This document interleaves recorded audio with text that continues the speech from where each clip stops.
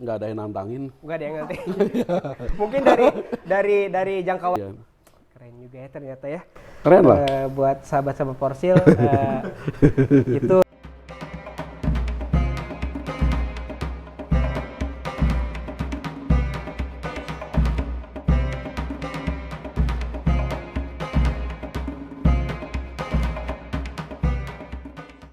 Oke, Assalamualaikum warahmatullahi wabarakatuh.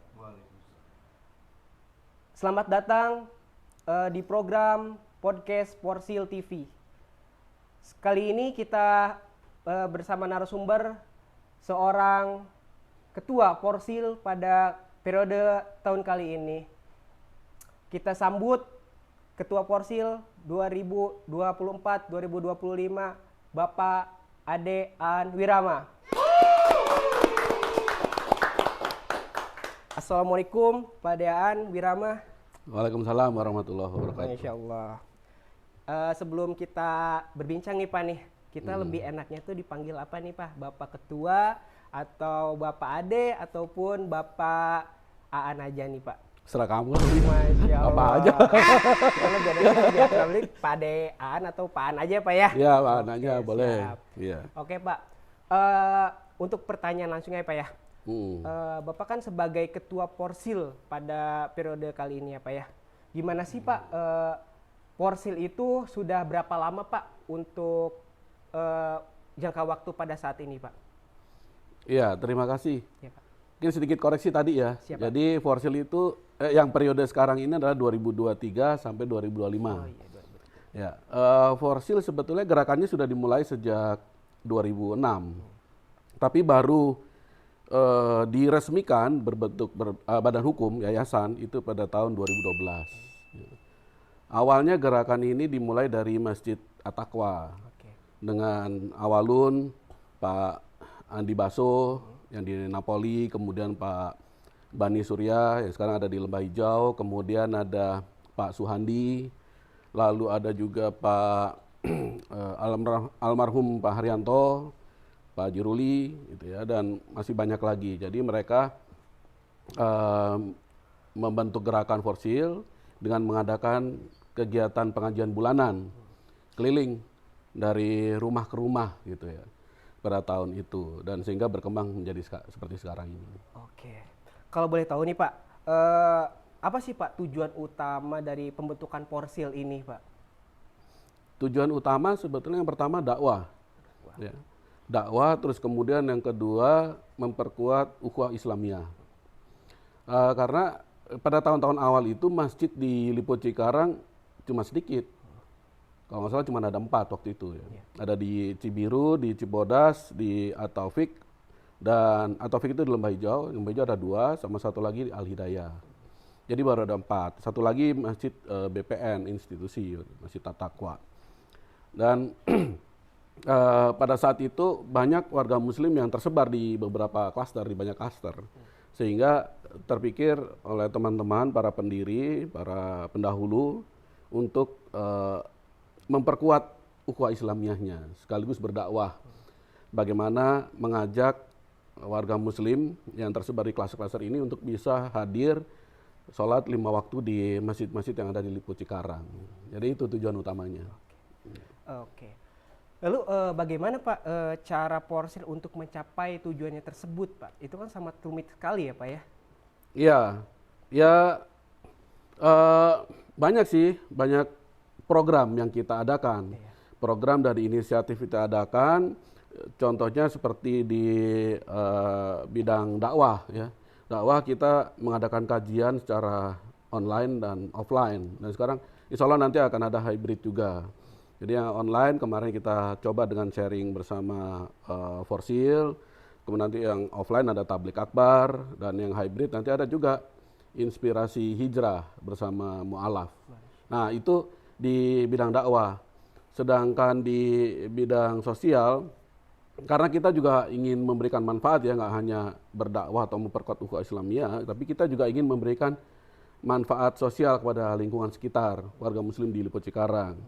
Jadi kita mengadakan kegiatan-kegiatan sosial seperti bantuan air bersih, kemudian ada khitan massal, lalu ada eh, Pak Babe Jamal. Babe Jamal, jadi barang bekas jadi amal, kemudian ada Bu Jamal juga, berasku untukmu jadi amal, dan banyak program sosial lainnya. Kemudian di bidang pendidikan, kita mengadakan kerjasama dengan universitas-universitas, contohnya seperti Pelita Bangsa, kemudian Universitas Paramadina, sehingga kita bisa merekomendasikan warga Muslim di Lipo Cikarang ataupun warga yang membutuhkan untuk mendapatkan beasiswa pendidikan secara penuh, ya, jadi 4 tahun. Dan alhamdulillah tiap tahun kita bisa merekomendasikan mendapatkan beasiswa minimal 4 anak udah bisa masuk.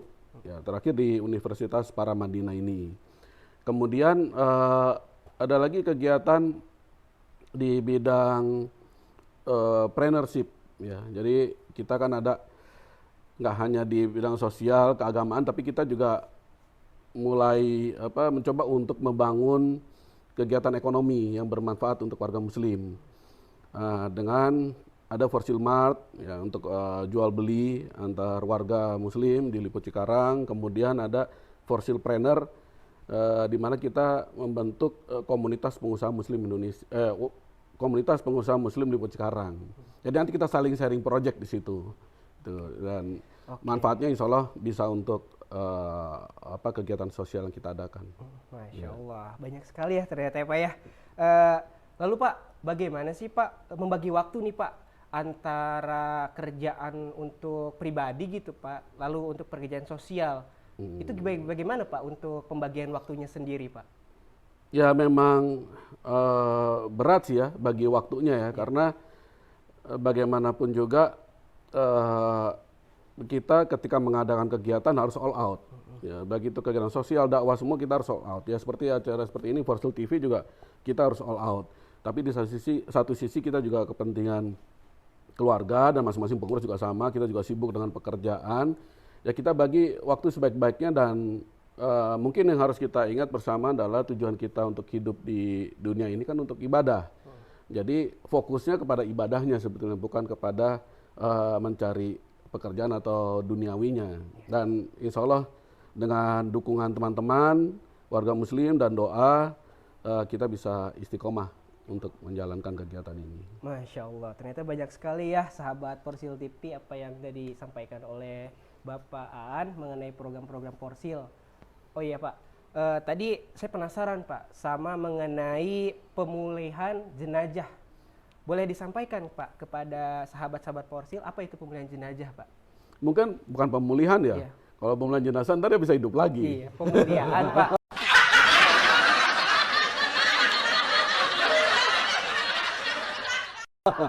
Lebih ke pemuliaan ya Pak ya? Iya. Oke. Pemuliaan ya. Pemuliaan jenazah mungkin. Jadi maksudnya pemulihan jenazah ini, istilah ini sebetulnya kita dapatkan di waktu kita mengadakan pelatihan. Namanya pelatihan manajemen kifayah. Di situ narasumbernya menyampaikan bahwa jenazah itu kita bukan ngurusin jenazah, tapi sebenarnya memuliakan jenazah. Sehingga kita pakai istilah itu, pemulihan jenazah. Maksudnya itu begini, sebagai Muslim, kita punya kewajiban ketika saudara seiman kita meninggal. Ya, mereka si almarhumnya juga punya hak. Nah, kewajibannya adalah yang pertama kita memandikan, kemudian yang kedua mengafani, yang ketiga kita menyolatkan, kemudian terakhir menguburkan. Jadi yang disebut pemulihan jenazah itu yang kita lakukan. Dan bagusnya lagi, alhamdulillah ya, berkat izin dari Allah Subhanahu Wa Taala dan juga ikhtiar dari teman-teman para pendiri sebelumnya, kita punya lahan pemakaman sendiri nih untuk warga Muslim ya, seluas 1.500 meter persegi. Sekarang warganya ada sekitar 180 yang sudah ada di sana, gitu. Belum ada RT-nya. Ya. Mau jadi RT-nya. Boleh disampaikan Pak, untuk pemakamannya di mana Pak? Di Cibatu, Desa Cibatu. Ya, dekat dari sini. Jadi kita punya sendiri dan itu khusus untuk anggota For Sale. Di luar dari itu enggak. Oke. Ya. Oke. Di Selamat dulu ya, ini untuk anggota For Sale juga ya. Lalu Pak, bagaimana Pak orang bisa terlibat dalam program-program untuk mendukung program Porsil ini Pak? Ya, banyak caranya sebetulnya. Yang pertama ikut kegiatan. Iya, jadi kalau ada kegiatan kajian, baik itu offline maupun online, datanglah ke situ ke Porsil. Nanti bisa ketemu dengan teman-teman yang lain dan bersilaturahim sesuai dengan namanya kan, forum silaturahim. Yeah.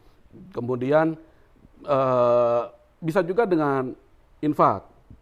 Infaknya kecil kok. Kita kemarin kita coba adakan dengan infak 1.000 sehari, kenceleng Porsil ya. 1.000 sehari, kalau sebulannya 30.000, nggak seberapa itu. Tapi nilai 1.000 sehari atau 30.000 sehari itu bisa menjadi bantuan air bersih untuk 1.600 warga di desa di sekitar Cikarang ya.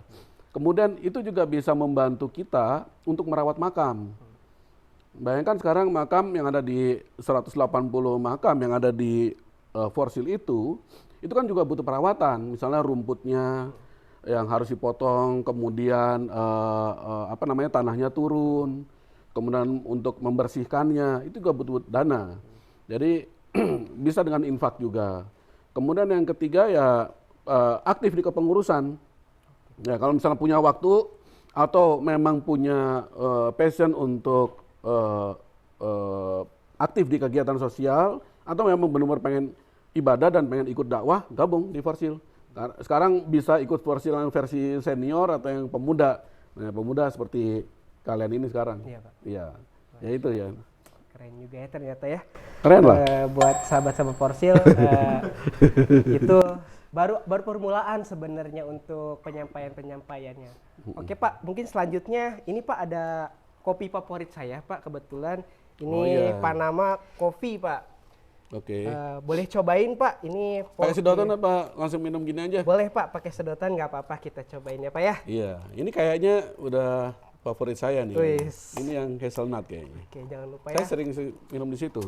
Panama ini kopi terbaik Pak sebenarnya di Lipo untuk saat ini Pak. Ini favorit saya juga. Ini saya tahu yang punya ini. Orang Elysium. Wih, orang Elysium. Ya. Kita cobain Pak bareng-bareng Pak. Bismillahirrahmanirrahim.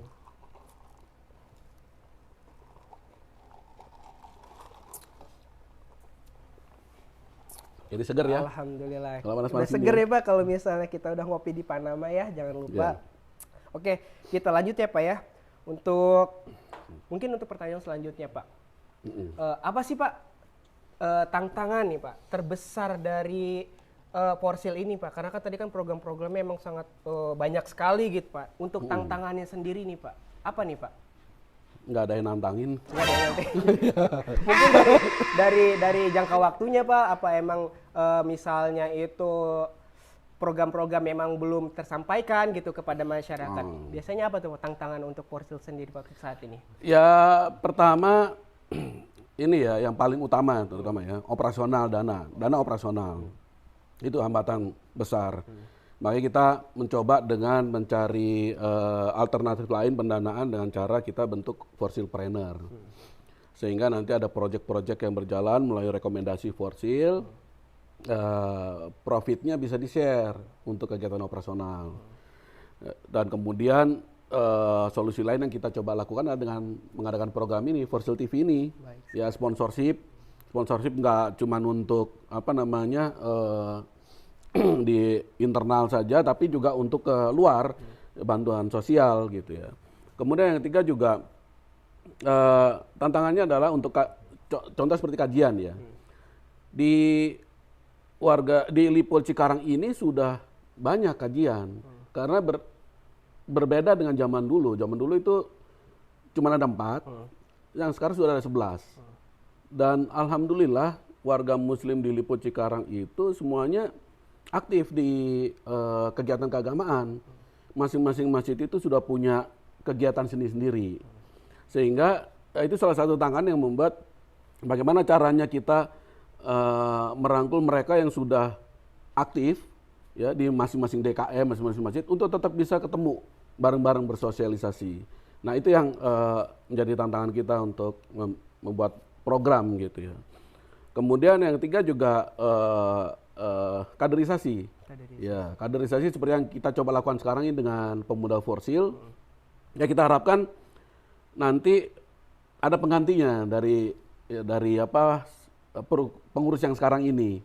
Kan kita nggak mungkin terus-terusan. Ya contoh, saya juga dulu meneruskan, bukan memang dari dulu ya, tapi saya meneruskan apa yang sudah diawali oleh Pak Andi Baso, Pak Bani, Pak Haji Ruli, kemudian almarhum Pak Haryanto. Itu kita meneruskan, nih generasi yang sekarang saya nih itu meneruskan.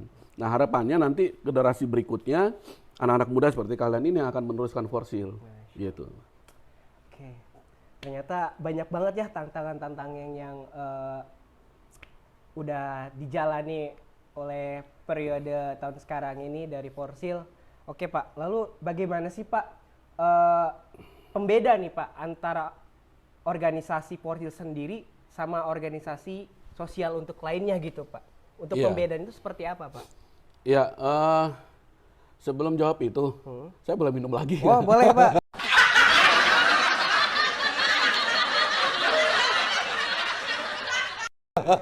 Biar rileks ya Pak ya, silakan Pak. Relax. Santai aja Pak di sini Pak.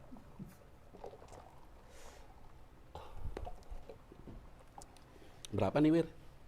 Aduh kurang tahu nih Pak.